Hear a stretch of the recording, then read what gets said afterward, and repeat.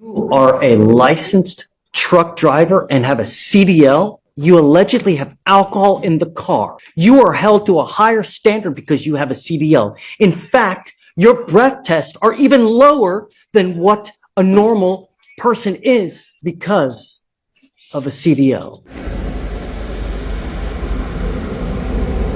What's going on, Mutha Truckers? So welcome to Mutha Trucker News. Email us at muthatruckernews@gmail.com. Okay, so right here, people are going nutso about this viral video that's going on where a judge takes away a truck driver's CDL because he had beer in the back of his car on his day off. He wasn't trucking at the moment. People are going ape about this. So I want to talk about this for the American people, for the people that want to get into trucking, and also for the people that are truck drivers, just to remember that, hey, if you're new, this can happen. You are a licensed truck driver and have a CDL. You allegedly have alcohol in the car. You are held to a higher standard because you have a CDL. In fact, your breath tests are even lower than what a normal person is because of a CDL. Okay, so basically the FMCSA regulation prohibits you from allowing a driver with an alcohol concentration of 0.04 or greater to perform any safety sensitive functions until he or she has been evaluated by the NSAP and has passed a return to duty test. A driver with an alcohol concentration of 0.02 or greater but less than 0.04 must be removed from duty for 24 hours. So here's the thing, right? And I'll have a link down below. You can find this everything at fmcsa.gov. So I'm not making this stuff up. But here's the big thing about this.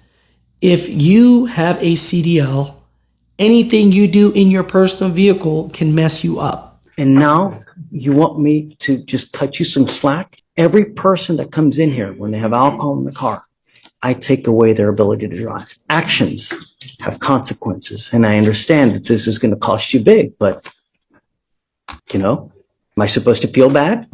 Until I truly know that you appreciate the fact that the awesome privilege it is to be able to drive. I'm sorry. Show me that you understand and that you appreciate the ability to drive, and then I'll reconsider. But I have a real problem considering even that you have a CDL, you have alcohol in the car allegedly while you're driving. No, take a seat for me. Show me some time that he appreciates it and not this, oh, I feel better now. I'm like, no. Proactivity that he appreciates it. Come back and we can talk. Yes, sir.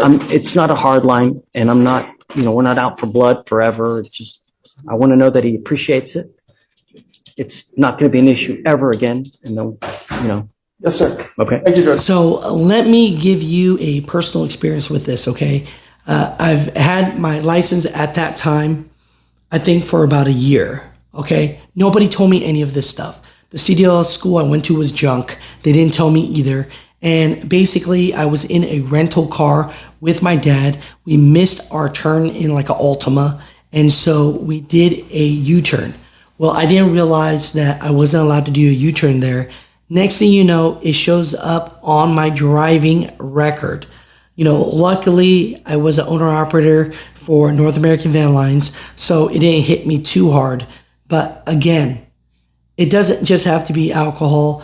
It can be anything. Anything you do in a personal vehicle can personally mess up your CDL license. Okay, and this judge right here, he says it like it is.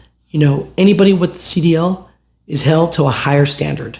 So, my truckers, comment down below. This is for the new drivers out there that don't know, and for the American people just wondering how a truck driver can get fired pretty much on his day off in a regular vehicle and not in a CMV.